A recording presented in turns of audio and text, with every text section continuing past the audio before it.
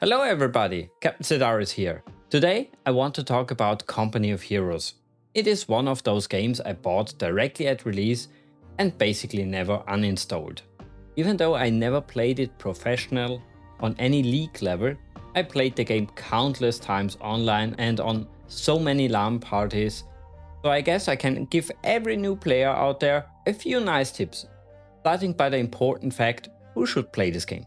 I would personally say this is a must play for every RTS fan who also likes the World War II era. Alone for the story I can recommend the game. It's like a big epic version of Saving Private Ryan or Band of Brothers. What also makes this game very special is the perfect mix between enjoyable gameplay and realism. For example, tanks don't take any damage from rifle fire or MG fire, infantry can pick up enemy weapons, and they really don't like heavy MG fire. First, they just move slowly and fire less accurate, but at some point they just lay down and stop moving at all. This creates not only a very nice single player experience, but also some very interesting multiplayer battles. Talking about multiplayer. Often I start my matches by sending out the first troops to the capture point and then build a second squad for building up the base. Most of the time I will also give the squads multiple orders. You can do that by holding shift and pressing the right mouse button. Doesn't matter if you're at the beginning of the match or later, you should always prioritize the capping. Try to capture the best points on the map. If you don't know the map, just press 0. There you can see all the capture points on the map and the amount of resources they provide. Only one unit can capture a point, so there is no reason to have a whole group capturing one point, unless you want to give the enemy some target practice, then it's totally fine, of course. In general, it's good to keep your ammunition and fuel rates high, so not only capture the points with the highest value, but also build an observation post to increase the yield.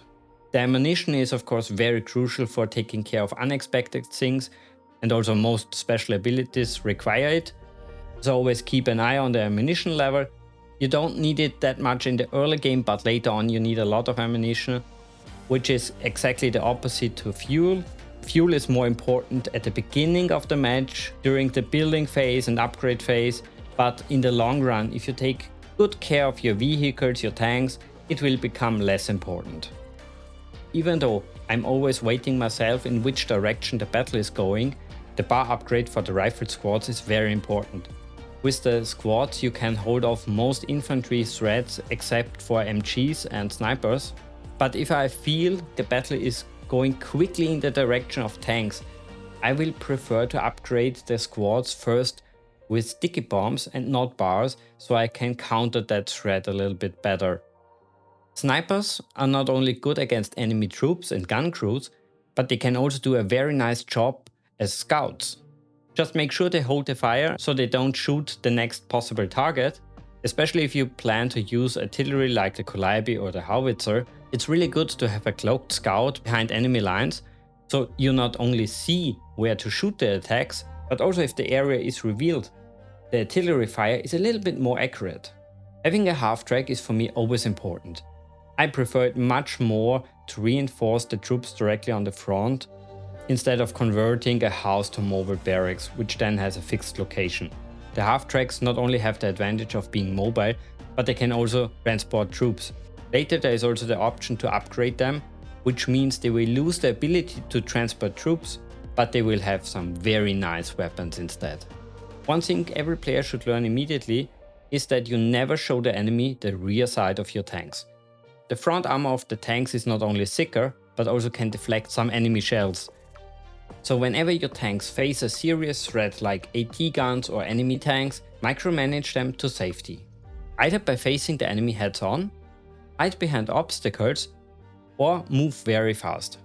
Some tank turrets move very slow or not at all, so use that to your advantage. Of course, having support nearby like engineers or troops with anti-tank weapons is also a good idea. Another important thing is, don't lose any of your squads. It's more cost effective to retreat and reinforce the units than to create a totally new squad. If your units are under attack and low on health, press the T key to retreat them. Units in retreat are moving faster than normal and can break out of suppressed and pinned positions. If you're playing on the American side, you should build a triage center in front of your HQ, so that retreating squads will be automatically healed. If you played the campaign a little bit, you know squads can enter buildings for extra protection. If you have multiple options to choose from, always go for the buildings which have high health. Also, concrete and stone buildings offer a better protection compared to wood buildings. You also have to consider the positioning of the windows. If the windows don't face the enemy, you can't shoot at them, and of course the enemy can't also shoot you. The Americans, Wehrmacht and Panzer Elite can upgrade most buildings into forward barracks. This allows you to reinforce and train some units directly at the front, but the building must be connected to your territory. One building can be a real lifesaver: medic bunkers. The Americans, Wehrmacht and British all have a medic bunker which can spawn medics to heal wounded soldiers and create new squads for free. I also would like to talk about the different factions. The Americans are a good starting faction because they are easy to play. Their riflemen are the backbone of the US Army and are very effective at capturing points. They also have a number of powerful upgrades, such as the bar upgrade, which makes them very deadly against enemy infantry. It's important not to lose squads because the veterancy is connected to the kill score of each unit. So of course, if you lose the unit, you will also lose the veterancy, which isn't the case if you play the Wehrmacht. As a Wehrmacht player, you can buy veterancy for your different unit types. It will be given to those units immediately, and every other unit you create of this type will also have this veterancy. Playing this faction, especially in the early game, you should heavily rely on the MG42s, as it can suppress enemy infantry and hold key positions. The Wehrmacht's late game units are very fuel intensive, but they are also very powerful. The Panther is one of the most powerful tanks in the game, and the Austrian Flag Panzer is an unbelievable killing machine against any infantry the enemy can throw at you. The British or the Commonwealth faction is a tricky faction to play because their veterancy system comes in form of officers, which means your units must be followed by a lieutenant or a captain, and any kill the units make under the command of the officer increase the veterancy of the officers, and in return the units also get a veterancy bonus. Which of course means it's unbelievably important to keep your officers alive and well protected. The Commonwealth also has the most powerful artillery in game. Combined with mortar pits and 25-pounder howitzer, the player can really clean up the map. Doesn't matter if it's armies or buildings, it will be destroyed. The faction is also a little bit known as the camper faction because they have the ability to move their entire headquarters, which not only gives them a lot of flexibilities, but also the advantage of increasing the value of every capture point. Another very good camper-like feature of this faction is they can build nearly everywhere trenches for free and hide their units in it. Every unit inside the trenches has an unbelievable protection against enemy fire. But be careful, the enemy can throw grenades, and his unit can also use the trenches after it. The Panzer Elite is a faction that is geared a little bit more to hit and run tactics than to conventional battles. They have only one basic infantry unit, the Panzer Grenadier, but they are very versatile and can be used for nearly everything.